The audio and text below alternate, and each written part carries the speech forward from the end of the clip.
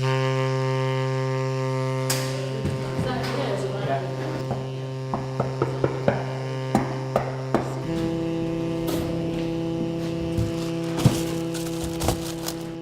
want to know where we're at? We're in another day in the life of the Fennell family. Not much is going on compared to most days, except for the fact that we're about to open a big brand new restaurant called the Green Barn tomorrow. Tomorrow morning, doors will open to the public, and then we have our first bookings at 1:45.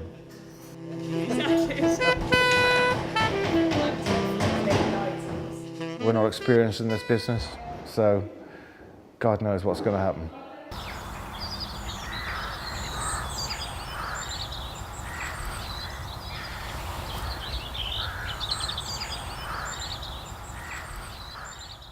You know, we're so lucky to have this house because my dad inherited it with 2 sets of death duties. That was when he was 21. He didn't finish paying them off until 3 years before he died. So we have this house by the skin of our teeth. Luna.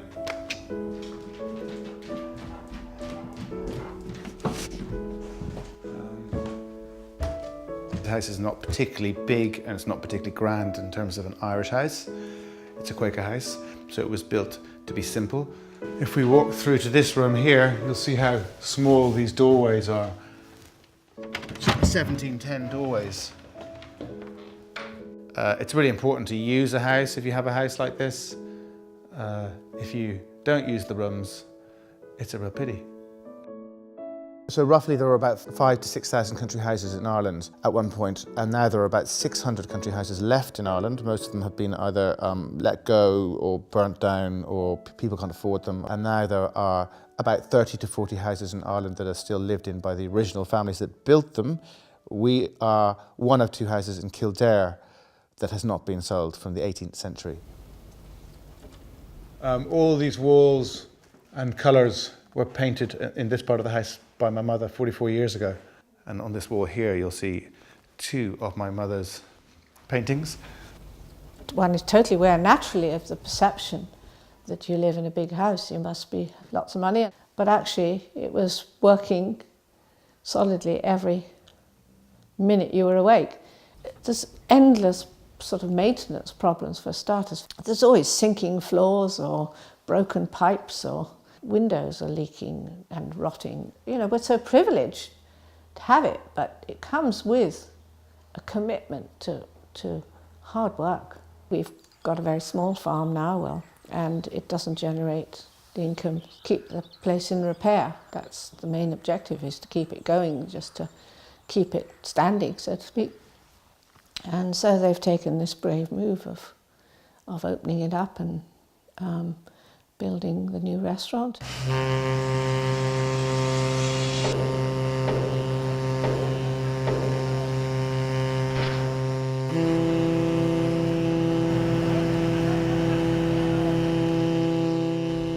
What do you think of the name, the Green Barn? Well, it just seemed to work.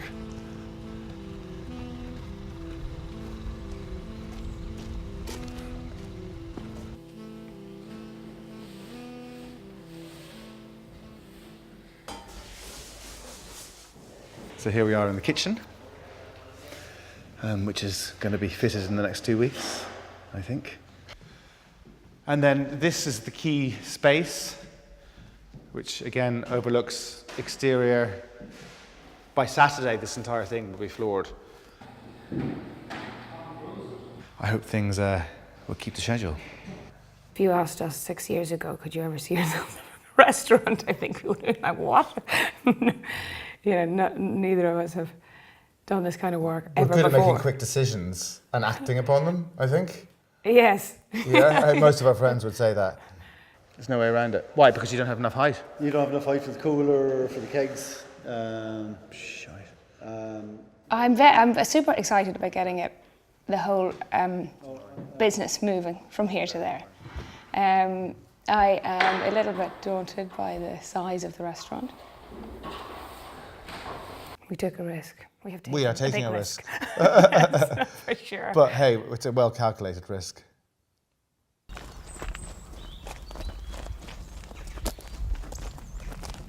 Well, the relationship between this kitchen garden and the house has always been really close, and the kitchen garden has always been in production since I've ever known. And the idea of the setting of that green barn is so that you're looking directly into all this produce being grown. So the idea was to have this strong connection. So ideally what we want to be doing in this garden is growing all the food that is picked that day. Dermot, will you come and say hi and show us what you're harvesting? Oh, we're having some turnips. This is Dermot. Hello. I'm very lucky to have met Dermot, because Dermot seems to not get too stressed out at all.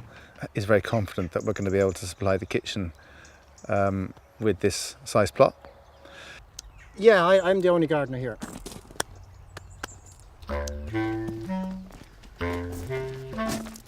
Well, we're supplying the produce for the restaurant. We grow organically. The garden isn't massive, you know. It's I guess it's over an acre. We're doing the garden. We're upscaling the production of the garden at the same time. The building is going up, so the two of them are moving in tandem, like. So I'm sure the lads are watching me, and I'm watching the lads over at the building to see, you know, when it opens. At the moment, we have, as you can see, we have a surplus of veg. We're waiting for the building to open.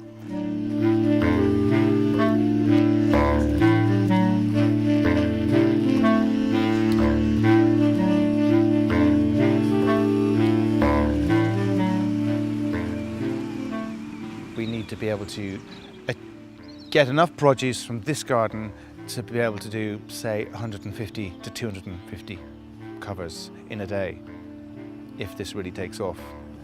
That's what we're trying to achieve.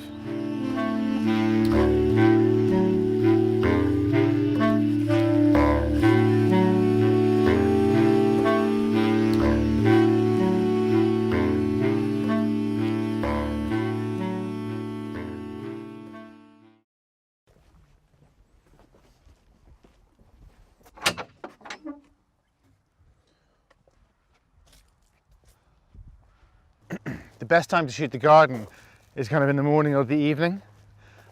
I find photography very relaxing. Going off by yourself and going into a visual world of your own. It's always nice to try and shoot the back of the house.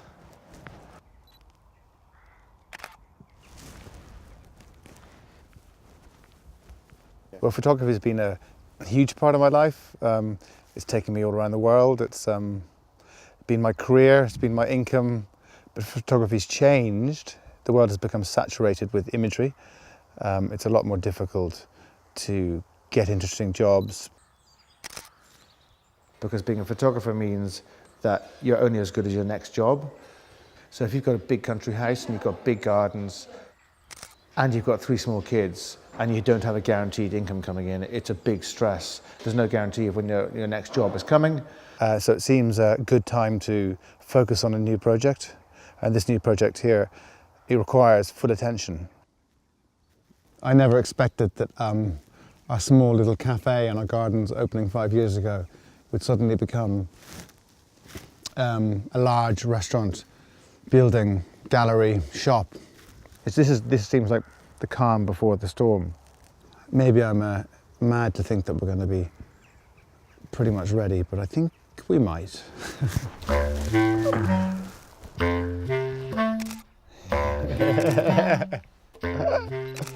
Oh, hold on. Why don't you run back up to the house and we'll do a quick picture of you running up there. Yeah? Go for it.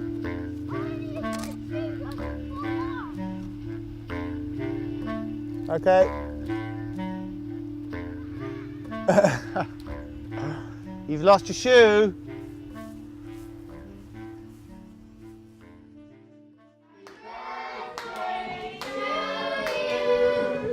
Happy birthday, dear Bella. Happy birthday to you. Yay!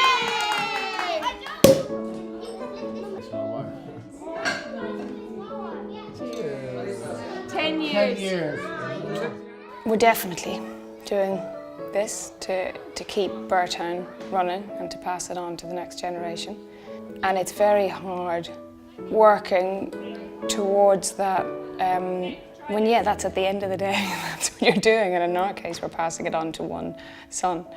Mama, can you make my flower? Yes, I certainly can. I think James has sort of said to him, when you grow up, you'll live here, and I've heard him say, but he does say, with mummy. I'm gonna live here with mummy.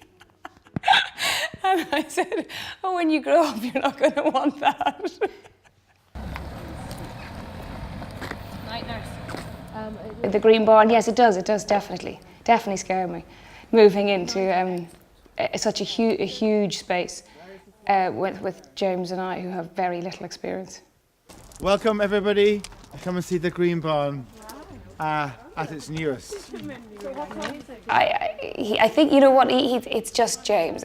It's inbred in James, you know, to work in that way.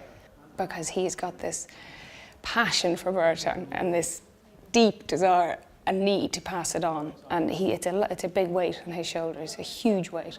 He says he'll calm down when the green barn opens, but I really doubt it. And if he does, I think he's going to be thinking about what he can do next. Where we garden so there'll be a hedge from this side of the building. I think it's wonderful. I think the history here is it's incredible, and you really can feel it. You know, it's beautiful. But for me, I don't know how to explain it. It's not as important, obviously. I don't have that pressure on my shoulders that he's holding. You know, I'm enjoying it, and I'm here to make it work. If it works, fantastic. You know, if it doesn't, it doesn't. You know. You mean the green barn opening? Yeah, it is tomorrow. It is tomorrow. There was me yesterday thinking that we were almost ready. Gosh.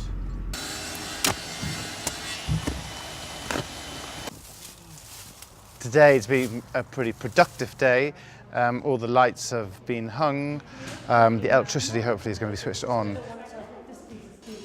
As well as that, all the antique French furniture is coming onto site right now. All in all, a lot has been happening. It's all quite last minute, but that's what happens. Yeah.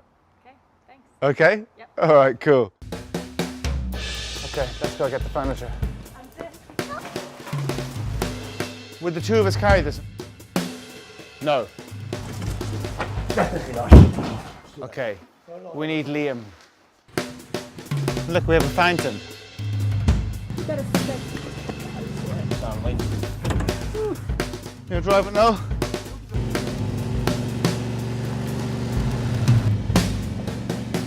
Okay, so we're going to run through this. This is a work in progress because this is brand new to everyone, including me. It's very straightforward, but it's to make sure that everyone understands what the sequence of service is. I think for tomorrow, from front of house perspective, this is definitely one of the calmest getting ready to opens I have ever seen.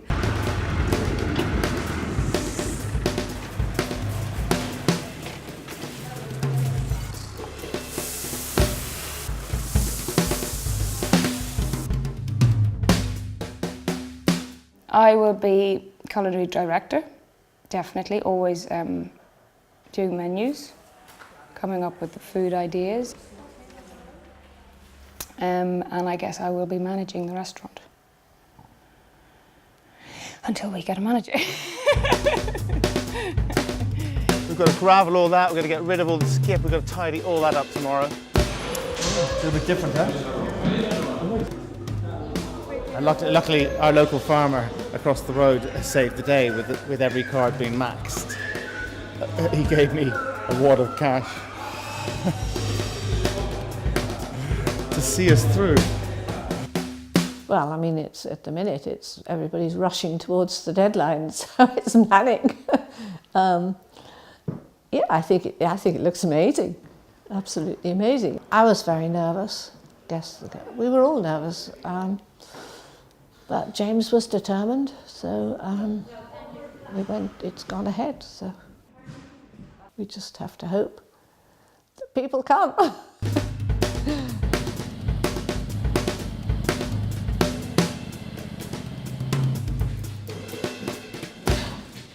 tomorrow at 12:30 we open the kitchen, and we need like 2-3 more hours here. We need to clean the floor, put everything in the place, and then that's it. When everything is ready for tomorrow morning, I can sleep even 2 hours and I will be okay.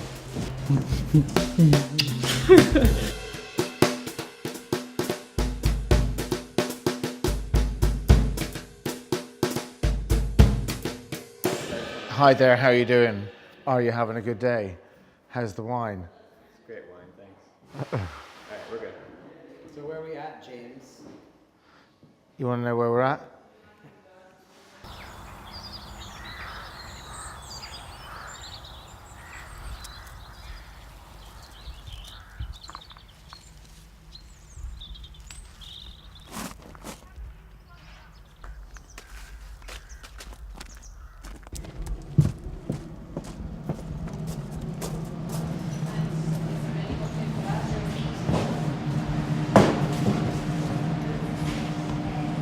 Ready to go? We just get the gas 5 minutes ago. It's now 1 hour before the opening. So now everything is okay. And we can open.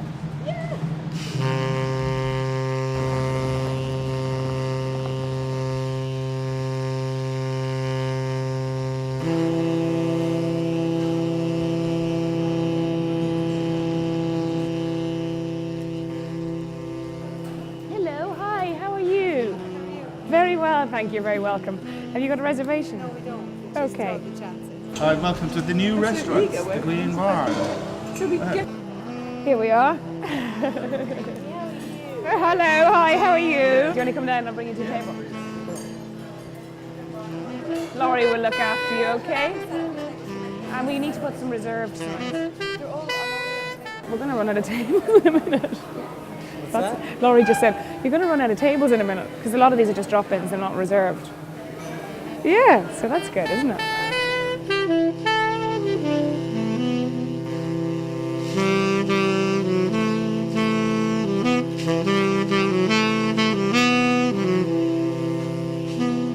I think if you haven't left a mark in this world of some sort, to me, I don't see the point of being here at all if you haven't done something. Hello, you're very welcome. Thank you so much. I admire them a lot for all the things they have done and are doing, fighting for what they love and believe in. I think that's very brave. Maybe I don't tell them often enough. Everything they've done is great.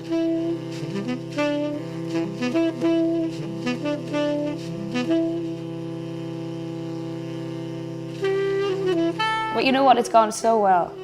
It's gone so well and people like it so much and we both really love what we do. And it's very exciting doing what you love doing.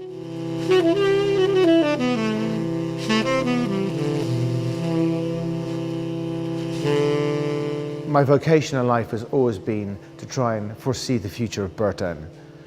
When you've lived in a house, or your family's lived in a house for 300 years, I have intense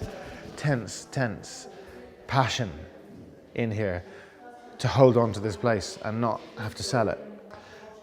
So I've always wanted to put everything I've had into this place. I've been waiting for this moment, but I never thought it would be an organic restaurant in the parkland facing the kitchen garden.